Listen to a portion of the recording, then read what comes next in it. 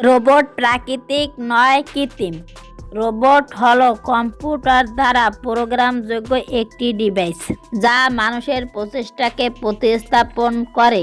যদিও এটি মানুষের চেহারার সাথে সাদৃশ্যপূর্ণ নাও হতে পারে বা মানব সদৃশ পদ্ধতিতে কার্য সম্পাদন করতে পারে না, এরা মূলত কম্পিউটার দ্বারা প্রোগ্রাম ও নির্দেশনার উপর ভিত্তি করে কাজ করে। একটি রোবোটিক্স মেকানিক্যাল সফটওয়্যার ও ইলেকট্রিক্যাল ইঞ্জিনিয়ারিং মিশ্রণে তৈরি করা হয়। রোবটের মাধ্যমে কাজ করানোর ক্ষেত্রে আলাদা আলাদা মেশিন লাগানো হয়। এর মধ্যে কাজ করার ক্ষেত্রে তিনটি মূল অংশ রয়েছে, যেমন sensing part, brain part, acting part. এছাড়া আরও রয়েছে structure board, sensor system, power source, মাসুল সিস্টেম, ডিরিং সিস্টেম। যে কোনো রোবটের কার্যকলাপের ক্ষেত্রে কিছু কিছু শারীরিক গঠন ও ফিজিক্যাল স্ট্রাকচার অবশ্যই থেকে থাকে। রোবটের শরীরের বিভিন্ন অংশ নড়াচড়া করানোর জন্য এক ধরনের বৈদ্যুতিক motor, hydraulic system, pneumatic system, power supply এবং কম্পিউটার মস্তিষ্ক থেকে থাকে। এর ব্রেনের মধ্যে থাকা প্রোগ্রামগুলোকে ইনস্টল করা হয় এবং প্রোগ্রাম হিসাবে ব্রেন কম্পিউটার বডিকে পরিচালনা করে। রোবটের মধ্যে থাকা লিখিত প্রোগ্রাম হিসাবে কাজ করে থাকে। এভাবে দ্বিতীয় বা অন্য কোনো কাজ করানোর ক্ষেত্রে নতুন প্রোগ্রাম রেখে আগেরগুলোকে পাল্টে দেওয়া হয়। এমনিতে প্রত্যেক রোবটের মধ্যে সেন্সর থাকে না, আবার কিছু কিছু রোবটের মধ্যে শোনার অনুভূতির জন্য সেন্সর লাগানো থাকে। আসলে রোবট এক ধরনের অটোমেটিক মেশিন, যেটা এভাবে তৈরি করা হয় যাতে বিশেষ বা একাধিক কাজগুলোকে সঠিকভাবে একা একা পরিচালনা করতে পারে। রোবট একা একা কাজ করতে পারে বলতে কোন কাজের জন্য রোবট বানানো হচ্ছে সেই হিসেবে বিজ্ঞানীরা রোবটের আকার আকৃতি নির্ধারণ করে এবং সেই কাজই করে থাকে।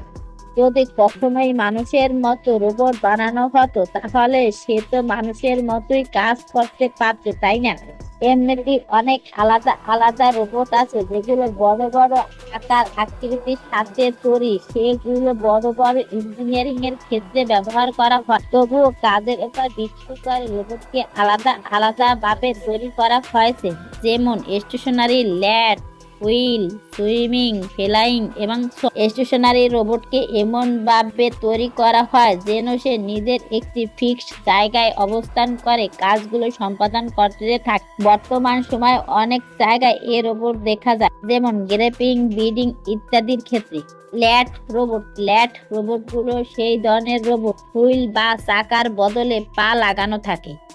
এরা মানুষের মতোই আগে পিছে, ডানে অথবা বামে চলাফেরা করতে পারে। ল্যাড রোবটগুলো সমতল জায়গার মতো উঁচু জায়গায় চলার মতো ক্ষমতা রাখে। হুইল রোবট এগুলো সেই প্রকারের রোবট সেগুলো চলাফেরা করানোর ক্ষেত্রে হুইল লাগানো থাকে। চাকা থাকার কারণে এই রোবটগুলো শুধু সমতল জায়গাগুলোতে চলাফেরা করতে পারে। এই রোবটগুলো বানানো, ডিজাইন করা, বানানো, প্রোগ্রামিং করা অনেক সহজ।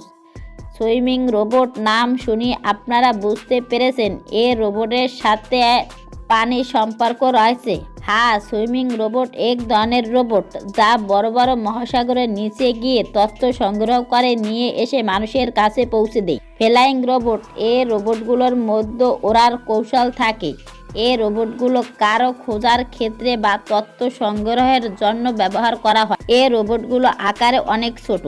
সোয়ার্ম রোবট এরা আকারে ছোট হলেও এরা একসাথে অনেক বড় সিস্টেমের ভিতর গিয়ে কাজ করতে পারে। যেভাবে পিঁপড়ে একসাথে বড় কোনো কাজ করে থাকে, সেই রকম সোয়ার্ম রোবটও কাজ করে থাকে। বন্ধুরা, আপনাদের যদি এই ভিডিওটি ভালো লেগে থাকে তাহলে পরবর্তী ভিডিও পাওয়ার জন্য ভিডিওতে একটি লাইক দিয়ে চ্যানেলটি সাবস্ক্রাইব